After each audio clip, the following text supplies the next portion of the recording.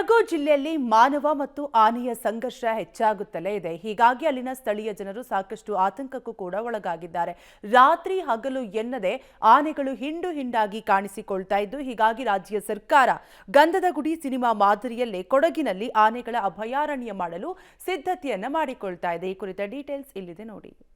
ಕೊಡಗಿನಲ್ಲಿ ಕಾಡಾನೆಗಳ ಉಪಟಳ, ಸಂಘರ್ಷ ತಪ್ಪಿಸಲು ಯೋಜನೆ. ಗಂಧದ ಗುಡಿ ಸಿನಿಮಾ ಮಾದರಿಯಲ್ಲೇ ಆನೆಗಳ ಅಭಯಾರಣ್ಯಕ್ಕೆ ಸಿದ್ಧತೆ.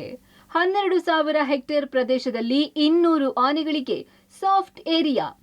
ಕನ್ನಡಿಗರ ಕನ್ನಡದ ಕಣ್ಮಣಿ ವರನಟ ಡಾಕ್ಟರ್ ರಾಜ್ಕುಮಾರ್ ಅಭಿನಯದ ಗಂಧದ ಗುಡಿ ಕನ್ನಡ ನಾಡಿನ ಹಚ್ಚ ಹಸಿರು ವನ್ಯಜೀವಿಗಳ ಲೋಕ ತೆರೆದಿಟ್ಟ ಸಿನಿಮಾ.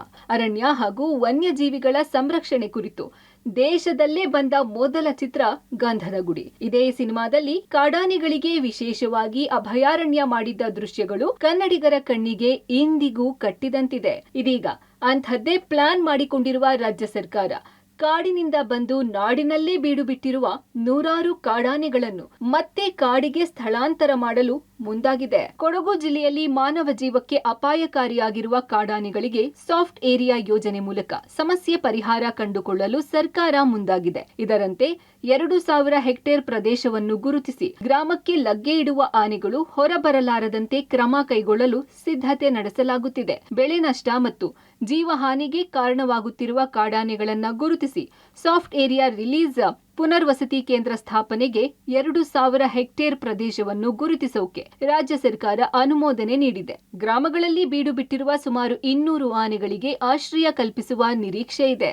ಕೃಷಿಕನಾಗಿ ರೈತನಾಗಿ ಕಳೆದ ಒಂದು 20 ವರ್ಷಗಳಿಂದ ನನ್ನ ಹಾಗೆ ಅನೇಕ ರೈತರು ಕೂಡ ಈ ಆನೆಗಳ ಕಾಟಗಳನ್ನ ಅನುಭವಿಸ್ಕೊಂಡು ಬಂದಿದ್ದಾರೆ. ಕಾರಣ ಏನಂದ್ರೆ ಆನೆಗಳಿಗೆ ಸೂಕ್ತವಾದ ಪ್ರದೇಶ ಇಲ್ದಿರೋದು ಅಂತಂದ್ರೆ ಅರಣ್ಯ ಇದ್ರೂ ಆ ಅರಣ್ಯದಲ್ಲಿ ಈಗ ಒಂದು ಆನೆಗೆ ಒಂದು ದಿನಕ್ಕೆ 200 ಲೀಟರ್ ನೀರು ಬೇಕು, 25ರಿಂದ 50 kg ಅಷ್ಟು ಆಹಾರ ಬೇಕು ಮತ್ತು 9 ಕಿಲೋಮೀಟರ್ ಅದು ಪ್ರತಿದಿನ ನಡಿಲೇಬೇಕಾಗುತ್ತೆ. ಆದರೆ ಇಲ್ಲಿ ಏನಾಗಿದೆ ಅಂದ್ರೆ ದೊಡ್ಡ ದೊಡ್ಡ ತೋಟಗಳಾಗ್ಬಿಟ್ಟು ಫಾರೆಸ್ಟ್ ನಲ್ಲಿ ಒತ್ತುವರಿಯಾಗಿ ಆನೆಗಳು ನಾಡಿಗೆ ಬರತಕ್ಕಂತ ಪರಿಸ್ಥಿತಿ ನಿರ್ಮಾಣ ಆಗಿತ್ತು. ಸಣ್ಣ ಬೆಳೆಗಾರರು ಇದರಿಂದ ತೊಂದರೆ ಅನುಭವಿಸ್ತಾ ಇದ್ರು. ಈಗ ಸರ್ಕಾರ ಏನು 2,000 ಹೆಕ್ಟೇರ್ ಪ್ರದೇಶವನ್ನ ಆನೆ ಕಾರಿಡಾರ್ ಅಂತ ಘೋಷಣೆ ಮಾಡಿ ಅದನ್ನು ಅಭಿವೃದ್ಧಿಪಡಿಸಿ ನಾಡಿಗೆ ಬಂದಿರತಕ್ಕಂಥ ಆನೆಗಳು ಶಾಶ್ವತವಾಗಿ ಕಾಡಿನಲ್ಲೇ ಉಳಿತಕ್ಕಂಥ ವ್ಯವಸ್ಥೆ ಮಾಡಲಿಕ್ಕೆ ಹೊರಟಿದ್ದು ಸ್ವಾಗತಾರ್ಹನೇ.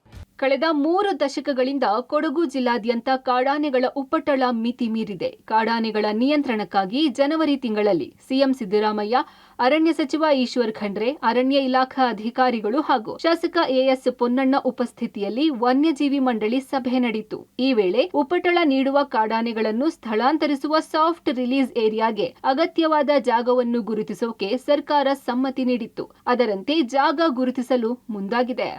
ಗುರುತು ಮಾಡಿದ ಜಾಗಕ್ಕೆ ಪುಂಡಾನೆಗಳ ಸ್ಥಳಾಂತರ ಮಾಡುವುದರಿಂದ ಆನೆಗಳು ಮರಳಿ ಗ್ರಾಮಕ್ಕೆ ಲಗ್ಗೆ ಇಡದಂತೆ ಅಗತ್ಯ ಪೂರ್ವ ಸಿದ್ಧತೆ ಮಾಡಿಕೊಳ್ಳಲಾಗುತ್ತದೆ. ತಂತ್ರಜ್ಞಾನವನ್ನು ಬಳಸಿಕೊಂಡು ಸಾಫ್ಟ್ ಏರಿಯಾ ತೊರೆದು ಬಾರದಂತೆ ನಿಯಂತ್ರಿಸಲಾಗುತ್ತದೆ.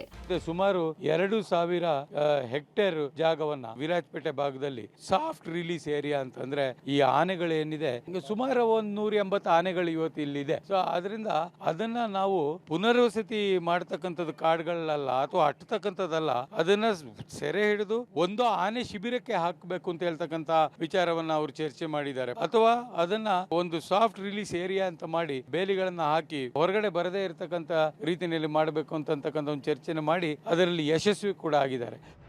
ಒಟ್ನಲ್ಲಿ ಹಲವಾರು ವರ್ಷಗಳಿಂದ ಕಾಡಾನೆ ಸಮಸ್ಯೆಯಿಂದ ತತ್ತರಿಸಿದ ಕೊಡಗಿನ ಜನರಿಗೆ ಇದೀಗ ಸರ್ಕಾರ ಕಾಡಾನೆಗಳ ನಿಯಂತ್ರಣ ಮಾಡಲು ಹೊಸ ಕಾರ್ಯಯೋಜನೆ ಸಿದ್ಧಪಡಿಸಿದೆ. ಈ ಯೋಜನೆ ಆದಷ್ಟು ಬೇಗ ಕಾರ್ಯರೂಪಕ್ಕೆ ಬರಲಿ ಎಂಬುದು ಜಿಲ್ಲೆಯ ಜನರ ಆಶಯವಾಗಿದೆ. Mallikarjun, public TV, Madikeri.